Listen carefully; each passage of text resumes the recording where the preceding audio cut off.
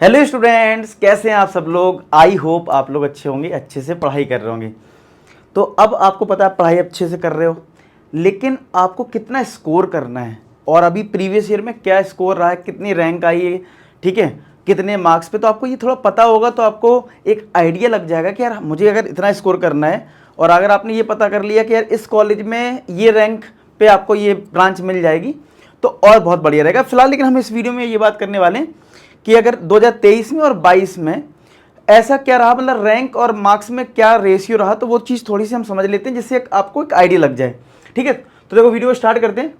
तो अगर हम 2023 की बात करें, यानी इस साल जो पेपर हुआ था, उसमें अगर आप देखोगे तो फर्स्ट जो रैंक है वो 300 मार्क्स का 300 मार्क्स पे आपको फर्स्ट रैंक मिली थी। अब आप कहोगे सर कितने मार्क्स का पेपर होता है, तो यार अब तक आपको पता होना चाहिए कि हमारा टोटल जो मार्क्स होते हैं वो 300 का ही होता है, यानी फुल मार्क्स पे आपको फर्स्ट रैंक मिली है। अच्छा, किसी को ना पता थोड़ा मैं बता दूं कि आपका जो पेपर होता है ना 100 मार्क्स का होता है। 100 मतलब फिजिक्स भी 100, केमिस्ट्री भी और मैथ्स भी, जिसमें आपको 25 क्वेश्चंस करने होते हैं सभी में, और हर सही क्वेश्चन पे आपको +4 मार्क्स मिलते हैं, इसीलिए सभी 100 हो जाते हैं क्योंकि 25 × 4 100। तो ये बेसिक मैंने बता दी, जो आपको आई होप पता हो, जिनको नहीं पता तो मैंने आपको बता दिया। फिर अगर हम और थोड़ा नीचे चलते हैं तो अगर मैं 100 रैंक की बात करूं, 100 के आसपास की रैंक की बात करूं, तो आपको मार्क्स 263 के आसपास यहाँ पे आपको दिख रहे हैं। आप चाहो तो इसका स्क्रीनशॉट ले लीजिए, बढ़िया से खुद एनालिसिस भी कर सकते हो। अगर हम 10,000 से कम की बात करें, उसके क्लोजेस्ट बात करें, तो यहाँ पे आपको दिख रहा है 3900 से 7000 के बीच में आपको मार्क्स लाने पड़ेंगे 161 से 180 के बीच में। ये अभी लास्ट ईयर का कुछ ऐसा प्रोजेक्टेड स्कोर रहा है। और अगर आपने 100 स्कोर किया है 100 से 120 के बीच में, तो आपको 35,000 से 21,000 के बीच में रैंक मिलने वाली है। तो इस तरीके से ये रहा। अगर 2022 की बात करें तो थोड़ा देख लेते हैं उसमें कैसा रहा।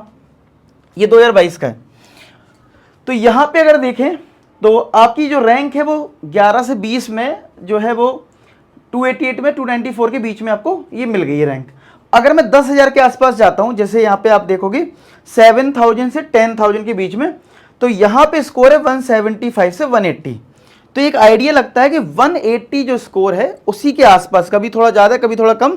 अगर हम इधर देखें तो 180 पे अगर हम देखें तो यहाँ पे देखो 180 के आसपास आपका 7,000 और 160 पे ये 10,000 हो रहा है। तो मतलब 160 और 180 के बीच में कुछ निकल के आ रहा है 10,000 से कम की रैंक। तो यहाँ पे भी देखो 10,000 175 से 188। तो एक आइडिया आपको लग रहा होगा यहाँ से, अगर आप इसका स्क्रीनशॉट ले लें। अब लेकिन किसी को मान लो आईआईटी बॉम्बे में सीएस ब्रांच चाहिए, तो आप देख सकते हो यार सीएस ब्रांच के लिए देखो, अगर हम देखें तो सीएस ब्रांच की बात करें 60 रैंक पे लास्ट ईयर क्लोज हो गया था, ठीक है, उससे पिछले साल।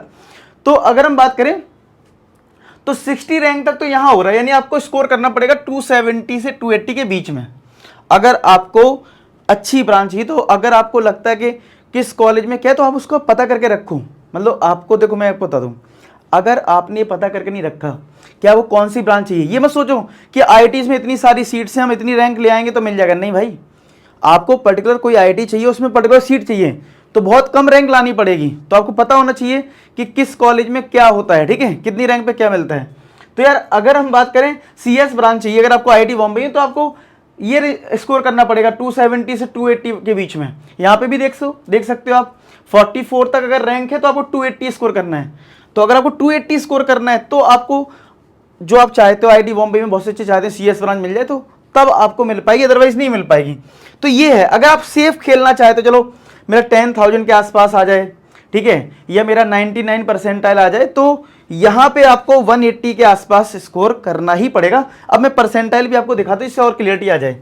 तो आप देख सकते हो यहाँ पे ये परसेंटाइल लिखे हुए हैं, ये 2023 का रैंक है और ये स्कोर है, यानी कि 100 परसेंटाइल आपका अगर आया है 99.9999, इतना पूरा चेक कर लो, तो यहाँ 1 से 20 रैंक तक आया है और ये स्कोर 281 से 300 के बीच में रहा है। ऐसे आप पूरा चेक कर सकते हैं। लोएस्ट पे मैं जाता हूँ 99 पे जस्ट, तो ये 99 का है। तो 99 परसेंटाइल अगर आपको लाना है तो मिनिमम आपको 151 से 160 तक का स्कोर करना होगा, जिसपे आपको रैंक 6,000 से 9,000 के बीच में मिल जाएगी। तो ये आपका स्कोर है। और यार 99 परसेंटाइल अगर आपको अच्छा एनआईटी चाहिए, एनआईटी में चाहिए, तो 99 परसेंटाइल तो आप सोच ही रहे होंगे। तो आप अल्टीमेट देखें तो 160 और वहाँ पे 180। तो अगर थोड़ा ध्यान से देखें तो आप ये मान सकते हो कि अगर आपको टॉप एनआईटी सिर्फ चाहिए, ठीक है, आईआईटीज की बात नहीं कर रहा हूँ, क्योंकि आपको अगर टॉप एनआईटी चाहिए, कुछ अच्छा मतलब कॉलेज चाहिए, तो अगर आप 99 परसेंटाइल अगर आप लाते हो तो मैं ये कह सकता हूं तो उसके लिए आपको 170 प्लस स्कोर करना होगा। ठीक है, क्लियर है सबको बात कि आपको 180 70 प्लस स्कोर करना होगा जिससे कि आप सेफ खेल पाए। और सेफर साइड जाना है तो मैं यही कहूंगा 180 प्लस। ठीक है, इस साल के लिए आपको अगर आपको 99 परसेंटाइल को टारगेट करना है, अगर जैसा डेटा दे, आप इसका स्क्रीनशॉट ले लो, कभी भी आप एनालिसिस कर लेना इस चीज की। ठीक है, इसकी पीडीएफ ज्यादा मैं टेलीग्राम पे डाल दूंगा, आप टेलीग्राम पे इस पीडीएफ को चेक कर लेना अच्छे से। ठीक है, इसकी पीडीएफ में टेलीग्राम पे डाल दूंगा। ठीक है, तो टेलीग्राम पे आप डाउनलोड कर लेना। तो आप अपनी रैंक, अब देखो टेलीग्राम पे डाल दो, उससे फायदा ये हो जाएगा। अब तुम क्या करना, मैं तुम्हें बताता हूँ कैसे करना।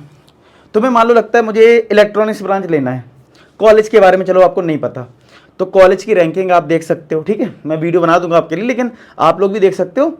फिर देख लो कि उस ब्रांच पे उस कॉलेज में क्या ओपनिंग रैंक थी और क्या क्लोजिंग रैंक थी।